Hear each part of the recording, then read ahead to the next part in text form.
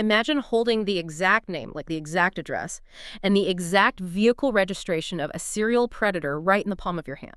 You know, you've been hunting this phantom for 9 years, you finally have him, and then you basically just file that information in the trash, walk away, and let him go, all because a computer glitch, a completely avoidable clerical error told you to. Right. And because of that one single error, that blind trust in a database over just basic human intuition, that predator goes on to shatter the lives of 146 more people over the next decade. It's just staggering. Welcome to this deep dive. Today, we are immersing you in what has to be one of the most catastrophic investigative failures in the entire history of British policing. We're looking at this 19-year hunt for a man who completely terrorized London. Yeah, and it's a case that didn't just expose the really terrifying limits of early forensic science. It actually triggered this massive society-wide collision between the promise of DNA technology and our fundamental civil liberties. Exactly, Yeah. because this is so much more than just a standard true crime timeline, right? Oh, absolutely. This isn't just a true crime story. We are looking at a profound systems failure.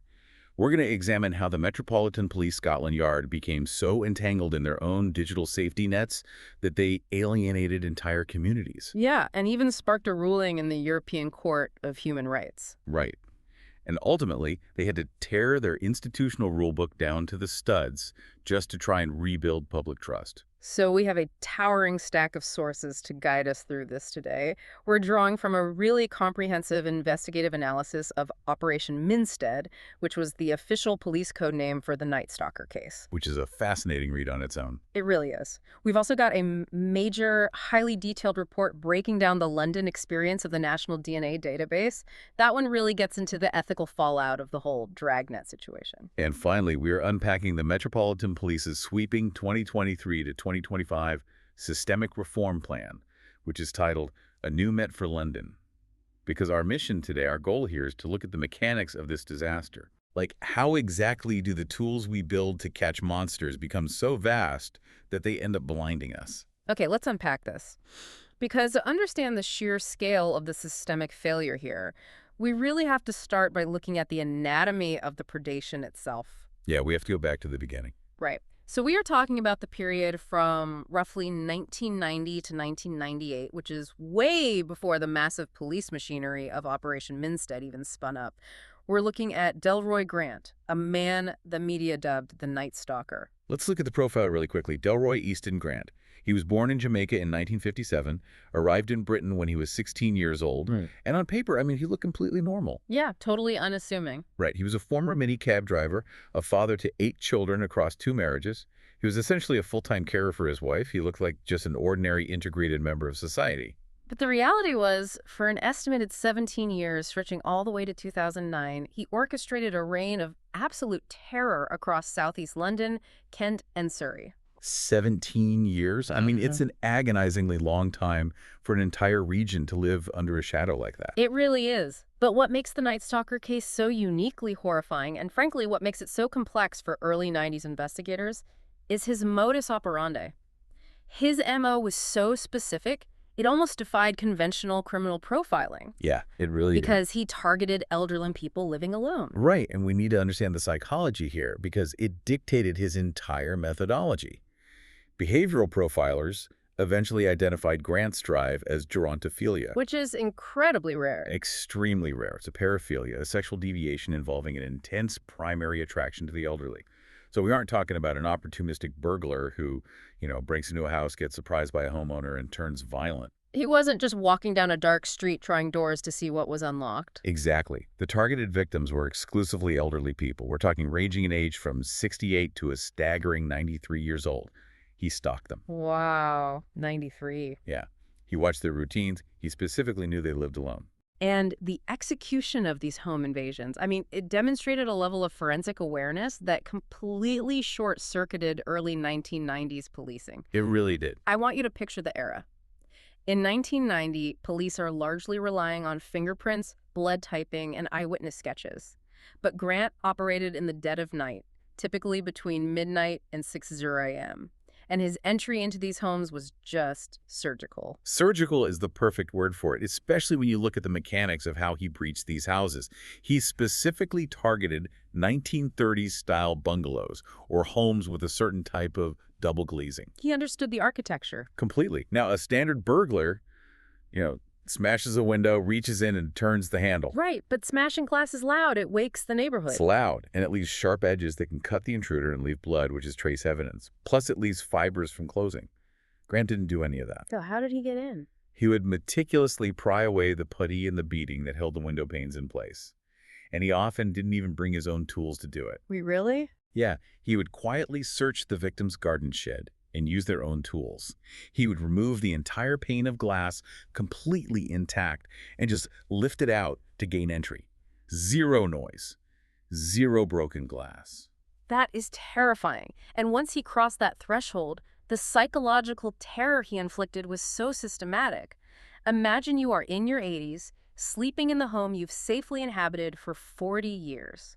The very first thing Grant does upon entering is locate the telephone lines and sever them.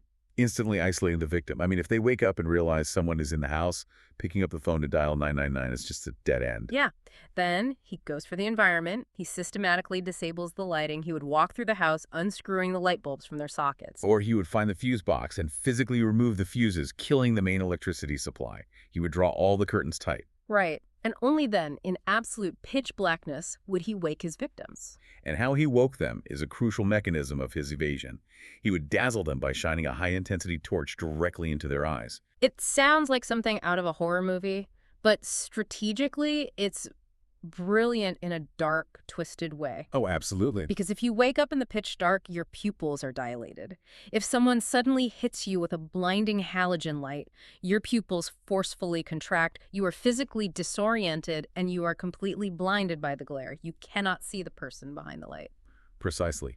It wasn't just a flashlight to help him navigate the house. It was a tool to completely neutralize visual identification. He also wore a mask, and he always wore gloves. So you have victims who are deeply traumatized, physically blanded, and highly vulnerable due to their age. When the police interview them the next day, they can't provide a composite sketch. No, they couldn't. The best they could offer was usually a vague description that he was a black male, sometimes noted as speaking with a soft Caribbean accent. The sources detail how he would sometimes spend hours inside these houses, up to 4 hours in one specific instance. He would commit these horrifying sexual assaults, but the sources point out this deeply disturbing dichotomy in how he behaved. Yes, the behavioral dichotomy is what totally threw off the standard profiles of a violent home invader. Because on one hand, you have extreme sociopathic violence. In 1992, he attacked an 89-year-old woman and beat her so brutally she nearly died from the physical trauma. God, that's awful. But then, in other attacks, this violence was bizarrely mixed with a perverse tenderness. He would sometimes stroke his victim's hair, converse with them softly, or even place a blanket over them before he left. It's chilling. And while he did steal small items like cash, credit cards, maybe a watch, the material gain was clearly secondary. Right. He wasn't fencing high-end electronics. Exactly. He would sometimes just toss the stolen wallets into a hedge a few streets over. The primary motive was the exercise of total control, fulfilling this rare paraphilia. Which brings us to the immense frustration of the investigators. That forensic awareness, the gloves, the intact glass, the blinding light, made him practically a ghost in the early 90s. Yeah. Fingerprints were useless because he wore gloves. Eyewitnesses were useless because he blinded them. But I have to push back here, because this is where the puzzle doesn't quite fit for me. If his MO was this specific and ritualistic, the removed 1930s window panes, the unscrewed light bulbs, the severed phone cords, the highly specific victim demographic, shouldn't he have been easier to zero in on? That's a very fair question. Right. Because it's not like he was blending in with 100 other standard smash-and-grab burglars. It's like he left a perfectly identifiable calling card every single time he struck. You're entirely right that the behavior was a massive red flag. And the police did recognize it. They knew they were hunting a single highly prolific serial offender. In 1998, they formally launched Operation Minstead, a dedicated task force based at Lewisham Police Station. So they were actively hunting him specifically. Yes, and the catalyst for Minstead was actually a forensic link.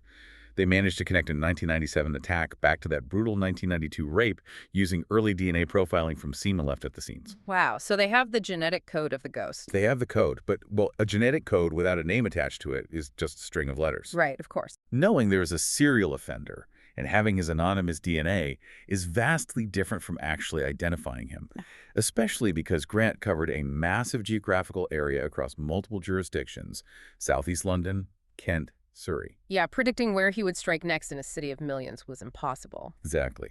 But the reality is, the police did eventually get a lead, a massive neon-flashing silver platter lead. And this brings us to what might be the most tragic administrative failure in the history of the Metropolitan Police. Okay, let's talk about the 1999 inflection point. All right. Because reading the sources on this, you just want to reach back in time and scream at the paperwork. We really need to dissect the Code 1 blunder. It is a devastating sequence of events. Let's walk through the mechanics of exactly what happened, because it shows how easily a system can collapse under its own weight. So it's May 28, 1999. Grant carries out a burglary in Bromley in southeast London. And finally, a stroke of luck. A member of the public sees something out of the ordinary. They spot a suspicious man lurking near a car, a BMW, and they do exactly what the public awareness campaigns tell you to do. They memorize the registration number, and they report it to the local police. Right. So what happens with that plate? The police run that registration plate through the vehicle licensing database. The car comes back registered to a man named Delroy Grant, living in Brockley, postal code SEFE4. It also notes his wife, Jennifer. So the local Bromley burglary team gets this intel. They look at the crime scene, they see the removed window pane, the cut phone line, and they say, wait a minute, this looks exactly like the Night Stalker. Exactly. So they dutifully package up this crime report, including the name Delroy Grant, and they pass it up the chain to the centralized Operation Minstead task force. And here is where the gears of the police bureaucracy completely grind the investigation to a halt. The Minstead team receives this name. They turn to the police national computer, the PNC, to run a background check. Now, we have to remember, Delroy Grant is not a wildly uncommon name in London. The database search returns several individuals across the country with that exact name or very similar names. Including one specific Delroy Grant living in Hackney, which is in East London. Right, and this Delroy Grant in Hackney has a prior criminal record for an entirely unrelated offense. Because he has that specific prior conviction, his DNA profile is already logged on the National DNA Database. Okay, but what about the real Night Stalker? Well, the actual Night Stalker, Delroy Grant from Brockley, had some minor convictions, but they predated 1995 when the database was created, so his DNA was not on the system. So put yourself in the shoes of the desk officer on the Minstead team. You have a list of Delroy Grants. What do? They create a suspect profile. They give it the official reference number N253. Yeah. But they build this entire digital profile using the biographical details in the DNA of the wrong Delroy Grant. They do. They attach the Hackney man's data to the Night Stalker file. They take the DNA profile of the Hackney Delroy Grant, and they electronically run it against the crime scene stains they recovered from the 1992 and 1997 rapes. And obviously, the computer kicks back a negative match because it's the genetic code of a completely different human being. Exactly. It's a completely different guy. It's like finding the exact needle you need in a haystack, but throwing it in the trash because a clerical error labeled it hay, or like putting a VIP bouncer at the door of your investigation, but you handed the bouncer a photograph of the wrong guy. The real killer keeps walking right past the velvet rope because the computer says he's clear. That's exactly what it was, a digital velvet rope. Because that DNA didn't match, the name Delroy Grant is formally marked down in the Minstead system as having been investigated and officially eliminated from the inquiry. Unbelievable. He is given a Code 1 DNA elimination notice. But the sheer cascade of errors here is just staggering. I mean, they suffered from geographical confusion, mixing up Brockley in the south with Hackney in the east. Yeah, that's a big one. And they completely failed to verify the identity using birth dates. The Hackney man was significantly younger than the suspect that we're looking for. It was a fundamental failure of data cross-referencing. And it gets exponentially worse when you look at the physical actions taken on the ground. What do you mean? Because while the Minstead desk team is fumbling this database mix-up, a local detective actually physically goes to the real suspect's house in Brockley. Oh, because the BMW was registered there, so they actually send an officer to knock on the door. The officer knocks on the door. Delroy Grant isn't home. But his wife, Jennifer, is there. Now, as we mentioned earlier, Jennifer suffered from severe multiple sclerosis and used a wheelchair. Grant was her registered full-time carer. So the detective speaks to her briefly, asks a few questions, and then leaves. Right. And they never follow up. They never go back when Grant is actually home to interview him face-to-face. And most crucially, they never ask him for a direct physical mouth swab to get his actual undeniable DNA. And why is that? Because back at headquarters, the system has already updated the name Delroy Grant with a Code 1 elimination. So the local guys think, oh, he's cleared, no need to push. Exactly. The Independent Police Complaints Commission, the IPCC, later conducted a massive inquiry into this specific failure. Their conclusion was damning but complex. What did they find? They found that this wasn't an act of malice or an intentional cover-up. It was systemic rot. It was poor database management, atrocious communication between the local Bromley Borough and the central Minstead team, and an over-reliance on technology at the expense of basic, common-sense policing. It's the cognitive bias of the screen, right? Right. When the green text on the monitor says eliminated, human investigators tend to turn off their critical thinking and believe the machine over their own physical reality. That's spot on.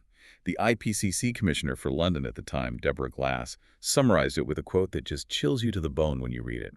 She said, "It is clear that a simple misunderstanding had horrific consequences." Yeah, and horrific consequences almost feels too clinical when you quantify it. Because Delroy Easton Grant's name was now shielded by this cleared status, he became essentially invisible to the Minstead task force. Totally invisible. Over the next decade, his name actually popped up again in the peripheral intelligence, like in 2001, after a National Crime Watch appeal on television. Wait, his name came up again? Yes, but every time his name surfaced, an analyst would check the system, see the Code 1 marker, and discard the tip.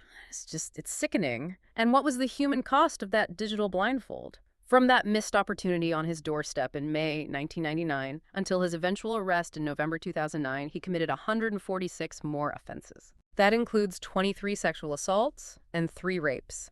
146 elderly people had their lives shattered, their sense of safety permanently destroyed, all because an administrative officer linked the wrong database profile to a license plate. It forces us to confront an incredibly uncomfortable reality about modern law enforcement. We place an almost religious faith in our databases. But a database is only as infallible as the exhausted, overworked human being entering the data on a Tuesday afternoon. Absolutely. And because the true suspect was hidden safely behind this digital shield, the Minstead team hit a brick wall. The attacks were escalating. The public panic was reaching a boiling point. Oh, the pressure on the police was immense. Right. And so, desperate for a breakthrough, the police decided to turn away from traditional detective work and lean into the absolute bleeding edge of genetic science. And in doing so, they marched straight into a massive, highly controversial ethical minefield. Yes, which brings us to the era of the DNA dragnet and the incredibly fraught use of ancestral profiling. Let's jump to 2004. Operation Minstead is drowning. Traditional databases have failed them completely. They have accumulated a list of over 21,000 names of people who have been suggested as suspects or caught in the periphery of the investigation. 21,000. It's unmanageable. Totally. They need to whittle that down. So they take the anonymous suspect DNA they recovered from the crime scenes and they send it across the Atlantic to a specialized laboratory in Florida. Right, and this laboratory specialized in analyzing what are called DNA admixture markers. This was revolutionary, almost sci-fi level forensic science at the time. How does that actually work?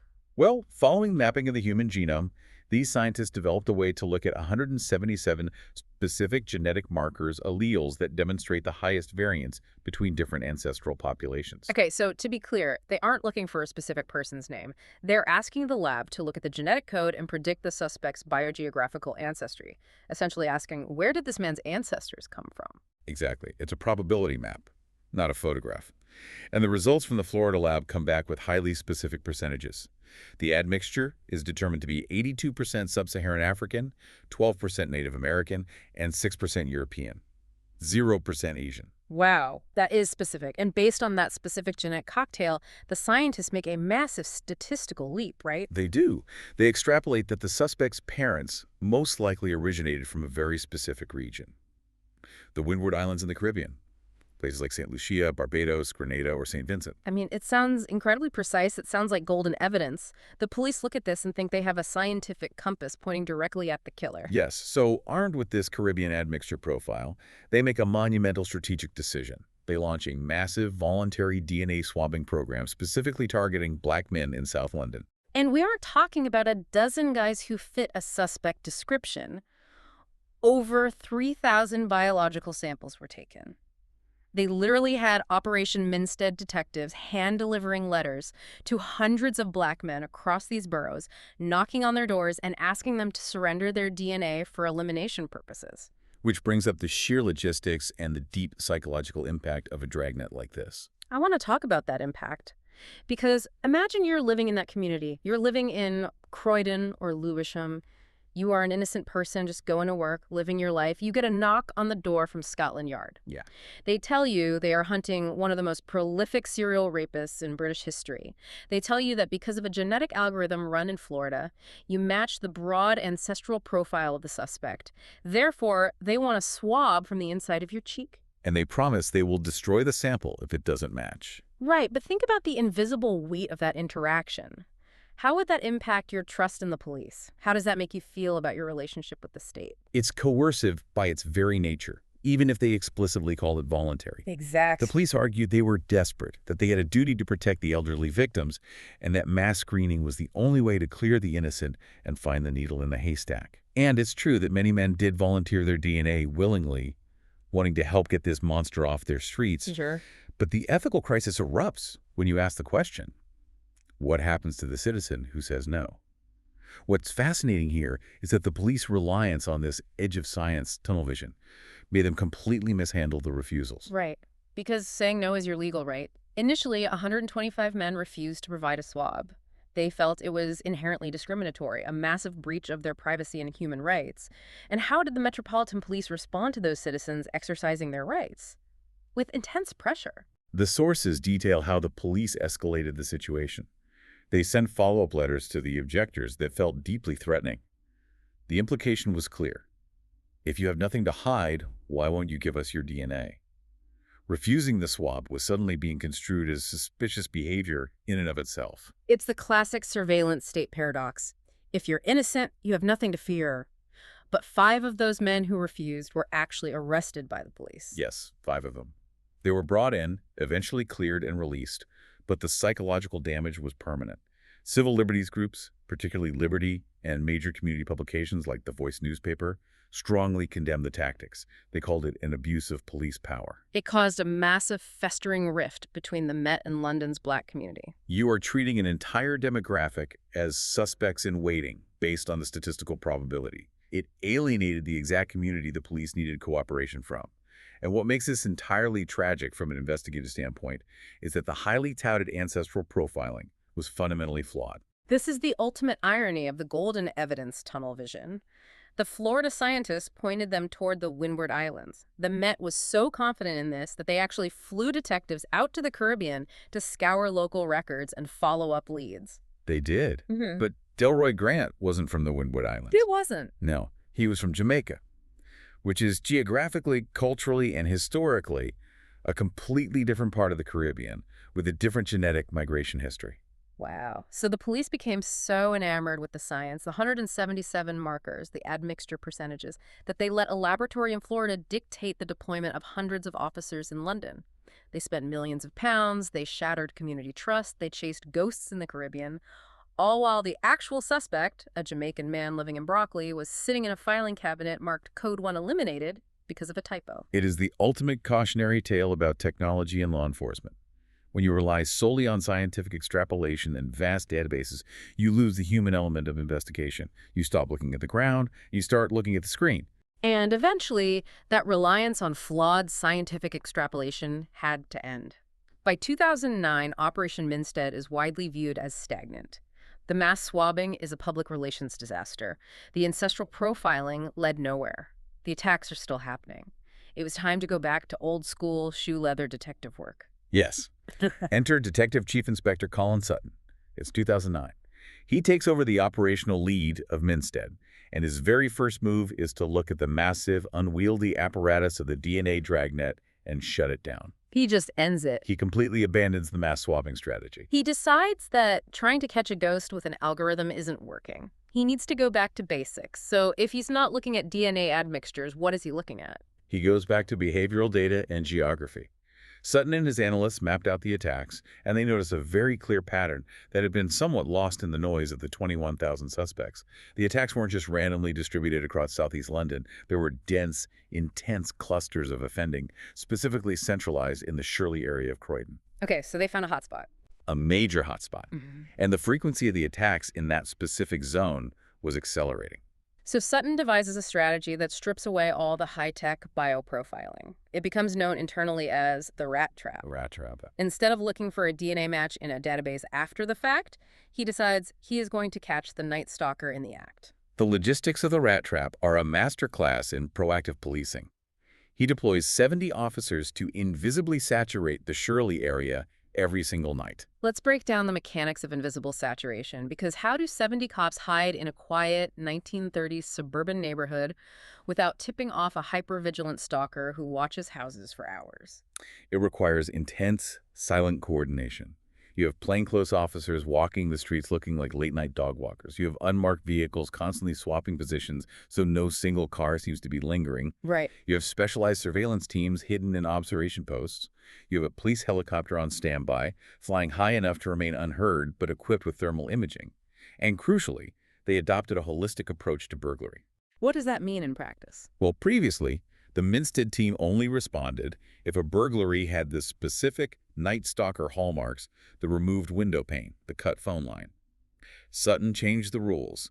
If any house, shed, or garage in the Shirley target area reported a bump in the night, an attempted break-in, or a suspicious shadow, the rat trap sprang into action with maximum intensity. They treated every single anomaly as if it was Grant. Exactly. And the breakthrough finally comes. But it doesn't come from a cheek swab. It comes from an eagle-eyed officer reviewing CCTV footage. An officer is looking at video from an ATM, a cash machine, near a recent crime scene where the suspect had used a stolen bank card. Right, the camera angle is fixed on the machine, but the officer notices something in the background. It's a reflection in a shop window across the street. And in that reflection, they see a bus driving past. It's a brilliant, painstaking piece of analytical detective work. They identify the exact bus route. They identify the exact physical bus that would have been passing that shop window at that exact timestamp. And they physically pull the hard drive from that bus's own onboard security cameras. Then on that grainy bus camera footage, looking out onto the street, they spot a silver Vauxhall Zafira parked in the immediate vicinity of the crime scene. So they have a car. They trawl the vehicle licensing records for silver Vauxhall Zafiras registered in South London. They build a hot list. And then the trap finally snaps shut. The night of November 14th, 2009, the rat trap is active. Undercover officers are staking out the quiet streets of Shirley. They spot a silver Zafira parked conspicuously on a residential road. They watch and wait. Shortly after midnight, a man comes sprinting out of the shadows toward the car. He jumps in and speeds off. The surveillance teams tail him. They don't pull him over immediately, right? They follow him out of the immediate target zone to Penge, a different district, to control the environment. And then they execute the stop. The patrol cars box him in. They pull the driver out. He is a 52-year-old black man. He initially gives the officers a false name. He looks completely unassuming, a respectable guy wearing normal clothes. But then the police begin to search the vehicle. And the boot of that Vauxhall Zafira is an absolute treasure trove of horror. They find a crowbar, and later forensic metallurgists would match the microscopic tool marks on that exact crowbar to the pry marks found on the 1930s window frames at multiple recent crime scenes. Inside the car, they also recover a dark blue anorak jacket and a very distinctive fleece. When investigators look at previous ATM surveillance footage from years past, they see the suspect wearing that exact same fleece while withdrawing cash from victims' accounts. And the final undeniable nail in the coffin that night? The police bring in a specialized scent tracking dog. Yes. They start the dog at the exact spot where the silver Zafira had been parked in Shirley. The dog puts its nose to the ground and tracks the scent trail directly to a nearby house where a fresh, unreported attempt had just been made to force open a window. It was textbook, flawless, proactive policing. The ghost had a physical body, and they had him in handcuffs. Once he's processed at the station, they finally take the one thing they missed in 1999, a direct mouth swab. And the result? The DNA is run through the rapid system, and it is a perfect billion-to-one match. It matches the semen from the 1992 rape, the 1997 rape, and DNA recovered from 11 other key crime scenes. The 19-year hunt was officially over. Here's where it gets really interesting, though. The psychology of Delroy Grant. The physical evidence was overwhelming, yet he still wouldn't admit it. It really highlights the sheer psychological detachment of this predator. Yes, Grant took the stand and claimed under oath that he was the victim of a massive multi-decade conspiracy. He pointed the finger at his ex-wife, a woman named Janet Watson. He actually claimed that back in 1979, which, by the way, is years before DNA profiling was even utilized in criminal investigations, his ex-wife secretly collected his bodily fluids, his semen and saliva, froze them, kept them in medical storage for 30 years, and then systematically traveled across London, planting his frozen fluids at the scenes of burglaries and rapes, entirely to frame him. The prosecuting attorney, Jonathan Laidlaw, QC, had to dismantle this in front of the jury, and he quite accurately branded it as utter rubbish and pure fiction and fantasy. It's a defense so detached from reality that it took the jury just over 8 hours of deliberation to reject it entirely and find him guilty on all 29 counts. The trial judge, Peter Rook QC, handed down 4 life sentences, mandating a minimum term of 27 years. He explicitly called Grant a very dangerous man whose heinous crimes blighted the remaining precious years of his victims' lives. The capture of Delroy Grant was a relief, but the fallout from the 1999 blunder and the mass swabbing of black men ignited a national reckoning over DNA databases. And this collision between safety and liberty is where we have to shift our focus to the second major theme of our sources. The Minstead dragnet highlighted a much larger issue, the National DNA Database, or the NDNAD. It is a critical debate. Now, we should state clearly that we aren't taking a political side here. We are merely presenting the legal and ethical debate found in the sources. But it strikes at the very heart of the social contract. To understand the tension, we have to look at how the UK National DNA Database was originally constructed in 1995. Right. For years, the standard operating procedure for the police was incredibly broad. They would take fingerprints and a DNA swab from anyone arrested for a recordable offense. Which, on the surface, sounds like standard police work. You get arrested, they process you, they take your biological identifiers. But here was the fundamental catch that civil liberties groups flagged. The state kept that DNA profile on the national database indefinitely, regardless of whether you were ever actually charged with or convicted of a crime. Wait, if the police have my DNA from a completely false arrest, I'd want that deleted immediately. Why on earth would they keep the genetic blueprint of an innocent person? The argument from senior police officers, many of whom are quoted in our source reports, is rooted in the exact trauma we saw in the Minstead case. They view indefinite retention as a master key. They argue that someone who is arrested for a minor scuffle today, even if cleared, might escalate and commit a horrific sexual assault 5 years from now. Okay. If their DNA is already on file, the police can solve that future crime in hours instead of decades. They see database expansion as the ultimate tool for preventing the next Night Stalker. But the statistics on who was actually ending up on this database were incredibly alarming, and they revealed a deep systemic bias. According to the report we're looking at from the Equality and Human Rights Commission, the EHRC, they estimated that 30% of all black men living in Britain were on the National DNA Database. Compare that to just 10% of white men. Those numbers are staggering, and they don't reflect a higher propensity for crime. They reflect the reality of stop-and-search disparities.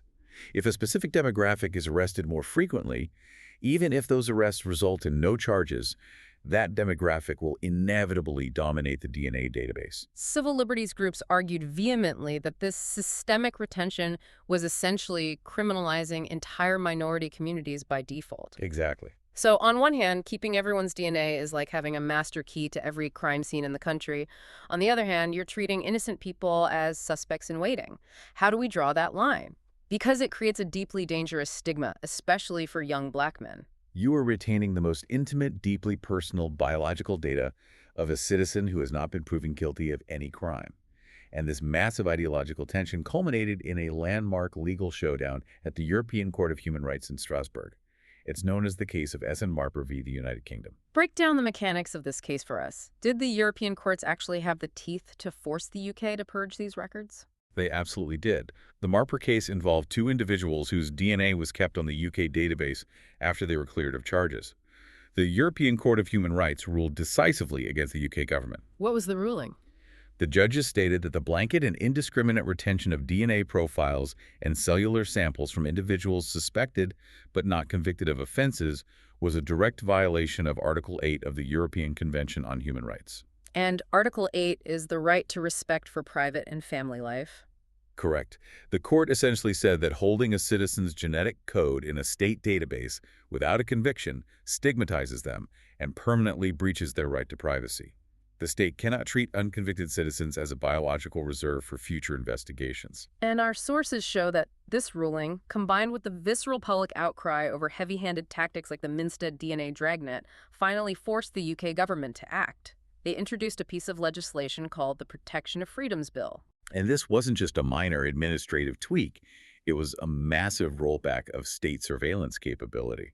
The bill mandated the physical deletion of roughly 1 million DNA profiles of innocent, unconvicted people from the national database. 1 million. That is an insane amount of data to delete. It restricted the retention of DNA entirely for unconvicted individuals, barring very specific, time-limited exceptions for severe, violent crimes or matters of national security. It is incredible to think about the logistics of the state having to hit delete on 1 million genetic profiles.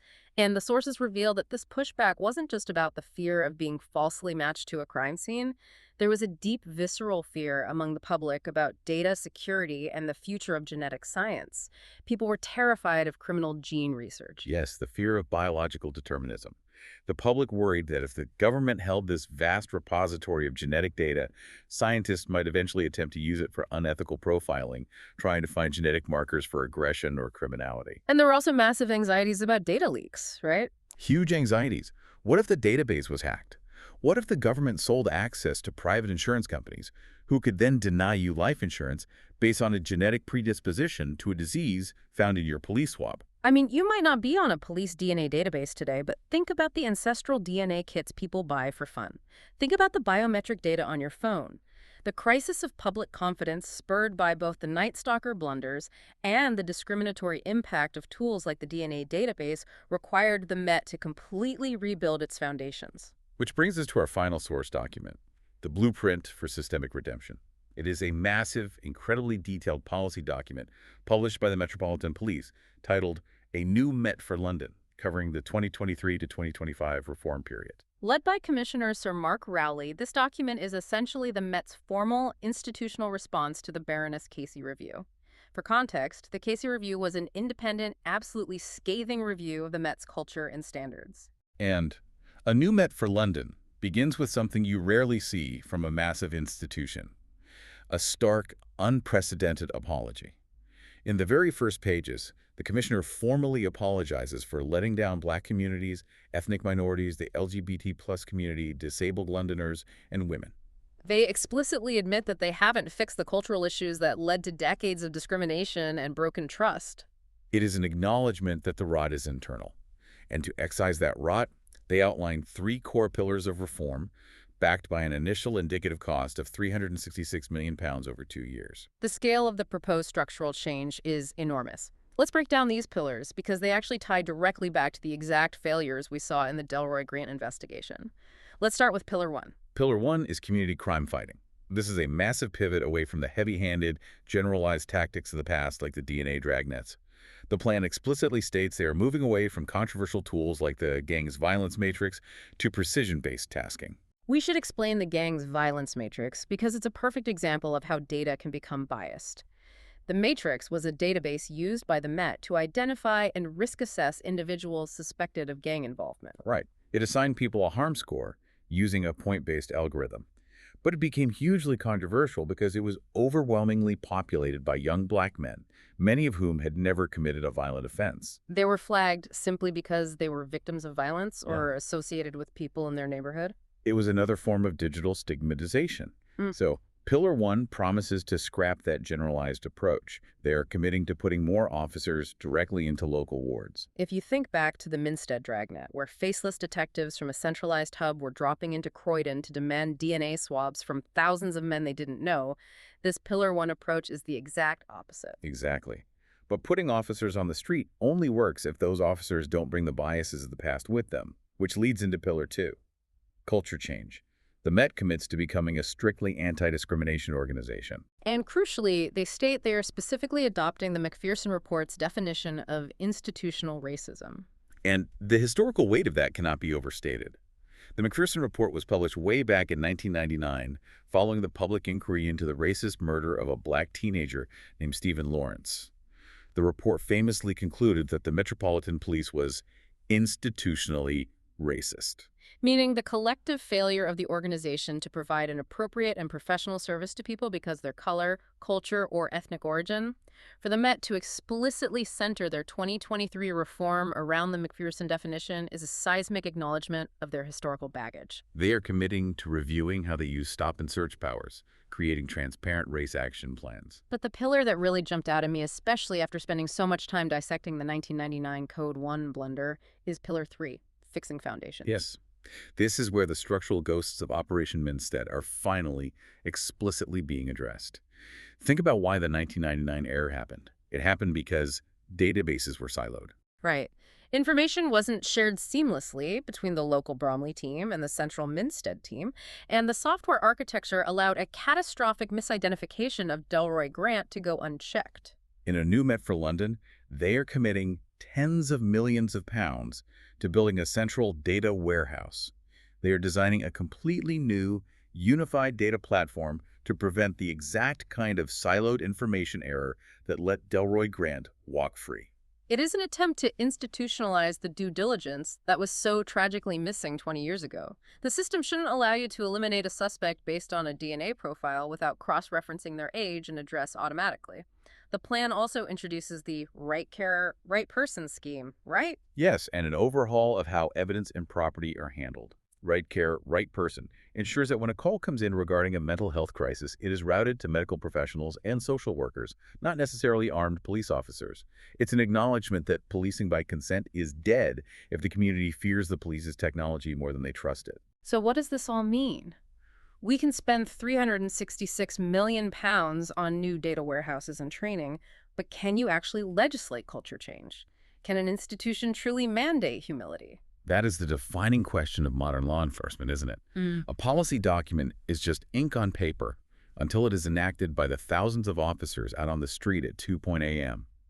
If a community fears the police's technology, if they fear the DNA database or the facial recognition cameras more than they trust the police's judgment, then no amount of funding for a data warehouse will fix the divide. And that profound tension really brings us full circle on this deep dive. We traced the terrifying 19-year path of Delroy Grant, uncovered how a single clerical mix-up allowed him to attack 146 more victims. We explored the ethical quagmire of racial profiling via DNA and examined the Met's modern blueprint to rebuild shattered trust. As we wrap up this deep dive, there is a crucial broader context we have to consider. You might think this is just a story about a serial burglar and a police department in London, but it's really a story about the data we all generate. As our databases grow larger and our forensic science becomes almost like science fiction, we have to ask ourselves, what happens when the digital tools we build to catch monsters become so vast that they either blind us with data overload or strip away the very civil liberties we are trying to protect? Are we building better nets or just getting tangled in them? That is the complex, messy reality of the systems we've built. Thank you for joining us on this deep dive. Keep questioning the systems that protect you and always be mindful of the data you leave behind.